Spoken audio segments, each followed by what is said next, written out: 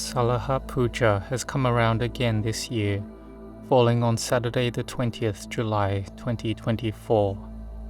And we know that it is the day that the Sammasambuddha, the rightly self-awakened Buddha, gave the first teaching, which we know as the Dhamma Cakkappavattana Sutta.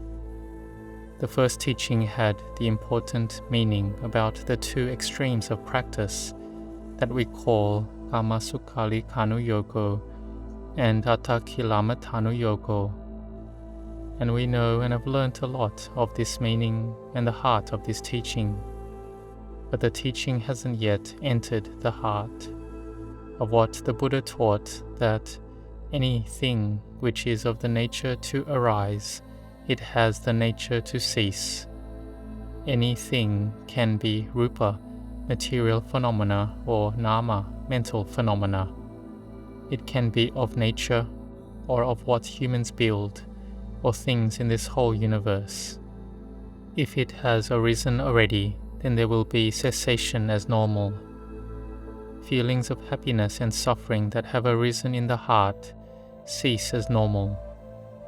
But our heart sees this as not normal, so there is suffering arising. But Venerable Anya Kodanya, who was originally Kodanya Brahman, he contemplated the teaching and he understood. He had wisdom arising, which we say is the eye of Dhamma. Wisdom arose. So here, how does the Dhammacakka, the wheel of Dhamma, differ from the wheel of karma? The Dhammacakka is when the Buddha set in motion the wheel of the Dhamma, which would turn all beings that had been born and dying in the cycle of samsara for an incredibly long time. And having merit and parami, spiritual accumulations, that Venerable Anya Kodanya had built for a long time, in dana, generosity, sila, moral conduct, and bhavana, meditation. When he listened to the Dhamma of the Buddha, he had wisdom arise. The eye of Dhamma arose, and so he could be liberated from suffering, to be freed from the wheel of karma. This is called Dhammacakka. What we call karma is the actions by way of body, speech, and mind. These are actions we do, some coarse, some on the middle level, some refined. Making merit is doing karma. It is a good karma. Kusala, a skillful karma. The word karma is a neutral word, but if people say this person has karma, they usually mean that it is a bad karma. So one who does karma has results of karma, and then has kilesa, mental defilements arise. This is a wheel as well. The defilements come up, then one does karma from that. And doing karma, it has results of karma. It revolves and turns like this. We don't know the way to get happiness. Like someone who is blind. No one can tell them the way, so they keep going on and get into danger, into old age, sickness and death, cycling through samsara, just being like this. But the Dhammacakka of the Buddha will lead all beings in the world out of the cycle of samsara, through learning and understanding about dukkha, suffering, samudaya, the cause, nirodha, its cessation, and magga, to know the noble eightfold path, which is walking sila, samadhi, panya, morality, concentration, and wisdom. When we learn about the path or balance of life, this is about sila. It is about rules and discipline. It is about the actions of body and speech that we train in so that it becomes correct. It is imbued with benefits. We have right livelihood, and it is within good actions. It will bring happiness to us, and to our family, and to society. In regards to samadhi, it is training our minds to be higher. We start from a mind that is scattered with all the different mind objects and moods. We will notice that since we are born, We bring to mind many things. We go finding faults. There is much ill will and harmful thoughts whenever we have bad moods and mind states. This has been happening since childhood, and we didn't know anything about it. There was no one to teach us. But however it is just one type of phenomena that arises, stays, and then passes away. It is an unskillful mind state. And there is the meritorious mind states, which is when we have the balance of the mind arise, and we call this samadhi. Anyone can develop samadhi, like we are training in it every day. We have mindfulness fixed with the breath. It makes us have more balance arise, more peacefulness, and so that we'll be able to progress towards wisdom that is correct, to have insight, wisdom and knowledge arise, just like Venerable Anyakudanya Brahman, who had seen the Dhamma, who was the first Sangha disciple of the Buddha. And so about Sila, Samadhi, Panya, if we expand it out, then it's the Noble Eightfold Path. Samadhi, right view, is in the category of wisdom. Sammasankappo, right thought, is also in the category of wisdom. So there is right view, right thoughts, right speech, right actions, right livelihood, and then leading on to samadhi arising. Right speech, right actions, right livelihood is in the category of sila, and having effort, having mindfulness, having samadhi is in the category of samadhi.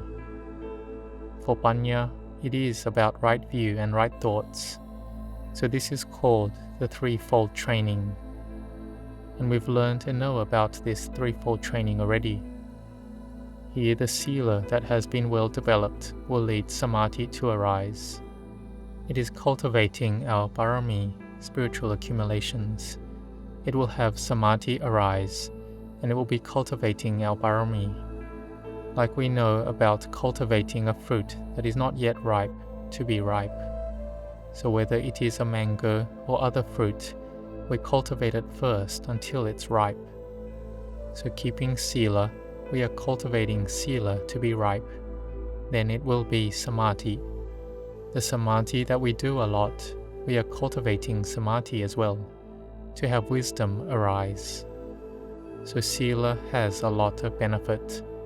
Whether we are lay people or monastics, we have to keep sila. Keeping actions and speech, following laws and rules, to be within the 5 precepts, 8 precepts, or 227 precepts. We cultivate our sila parami till it's full, to be a supreme parami, which is even higher. This is the sila that is ready to know and see the Dhamma. So sila, samadhi, panya are related. It is good practice. It is beautiful and virtuous, and it is of benefit to leading one's life and to have a wholesome mind. We develop it until we have firm confidence in sila and we don't have any fear or are scared of anything. Like if we don't have sila and we steal something, harm someone, then we aren't within sila. We see the police come and we already feel fear.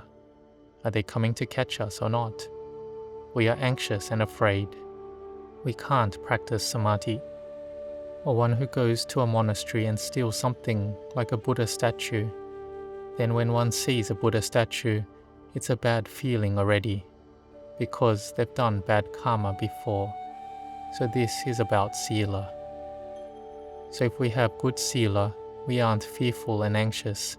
We're not scared of someone coming to blame us. We will be recognized in society, and the mind is peaceful, uplifted and joyous. It has happiness and the mind is spacious. And then doing samadhi is easy, because our heart is well established at one level already. So we need to train in developing samadhi. Our minds are still scattered and not yet peaceful. They are murky and darkened. So we have to make our minds peaceful. And then ultimately we grow our mind through samadhi, like a clear cup of water which has no murkiness to it. whatever it receives, it is seen clearly, so it gives results that it will lead to wisdom. So all the vessels that hold water, we put in good water that has been well filtered. This is sila, but there's still sediment there. If we shake it more, then it will become very murky. The water won't be very clear. So we need to train in samadhi, so that all the sediment falls to the bottom. We will see right to the bottom of the vessel or pond easily, so that we can contemplate and overcome the kilesas, the mental defilements, that we call the asava kilesas, the inflows or stains that are in the heart. This we can let go through wisdom. Here we see that when the Buddha taught the first Sāvaka disciples, Venerable Añña and the 5 ascetics, he didn't teach at all about sila. He didn't talk about samadhi, not saying you need to have sila, you need to do samadhi, then you will have wisdom. The Buddha didn't say that. He straight away gave the teaching, whatever has the nature to arise, has the nature to cease. The first monk, Venerable Añña contemplated and saw that Dhamma. The Buddha said, Anyasi watabo kodanyo. Kodanya knows. This is where it comes from. This was because Venerable Añña had built up his merit and parami and experience from the past. Like in this era, we build and train our parami in various knowledges and skills. There are singers and performers that are on the world level who train in singing and dancing from childhood. They train in this life and try and put in effort again until they have skill and knowledge on a world-class level and become recognized. So building parami, we gain a lot of experience in one subject. This is parami. So we do dana, keep sila, develop samadhi and wisdom. This is us currently building our parami, cultivating our parami and spiritual powers to be strong, to train our minds to the level of a normal Sāvaka disciple of the Buddha. We can do it. To be one of the supreme Sāvakas, called the 80 great disciples, we must build greater parami. Or to be a chief disciple must build even more parami than that. Like for the chief disciples, Venerable Sariputta and Venerable Mahamoggallana, they had to make a greater amount of parami. And one building parami to be a Samma Sambuddha, we can't say the amount of it. They must build the 30 paramis, from the level of an ordinary parami to a higher parami, to a supreme parami, sacrificing one's life in order to build it. They must build the paramis completely, of dana, sila, renunciation, wisdom, effort, patience, truthfulness, resolution, goodwill, and equanimity. They have to build it a lot, until they can do it and to have knowledge.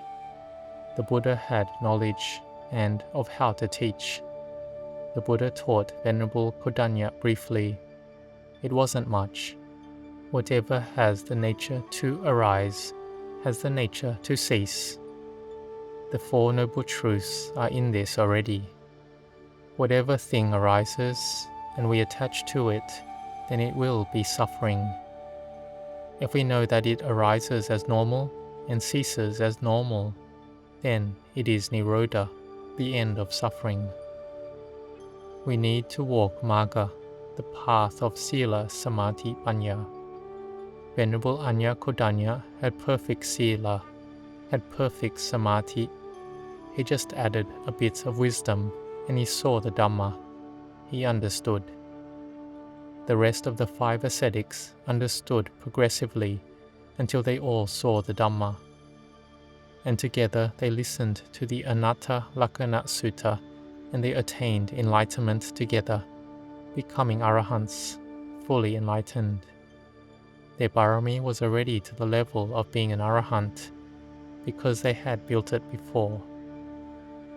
In the initial era, the noble disciples had a lot of parami, so the Buddha didn't need to teach of sila. He didn't need to teach of samadhi. He taught of wisdom, and they attained to becoming noble disciples of Sotapanna, Sakadagami, Anagami, and Arahant without difficulty. This was because of the merit and parami they had built in the past. So on this 20th of July this year, we commemorate Āsālha Pūjā, when the Buddha taught the Dhammacakkappavattana Sutta for the first time. And the Dhammacakka has been set in motion since that era of the Buddha until this era, and the wheel of Dhamma is still turning. If we practice following it, and our parami is sufficient, then we will be able to see and know the Dhamma. But in the beginning, may we have dana, have sila, and train in samadhi to be well established. We will then have wisdom to see and know the truth. So Venerable Ajahn Chah said, "Won't the Buddha be born in Thailand?" This is the Sāvaka Buddha, the noble disciple of the Buddha. Even if we haven't traveled to India, we are in Thailand or wherever in the world. If we practice sila, samadhi, panya, then this world won't be free of Aryas, noble ones, Arahants. May you all set your hearts on this.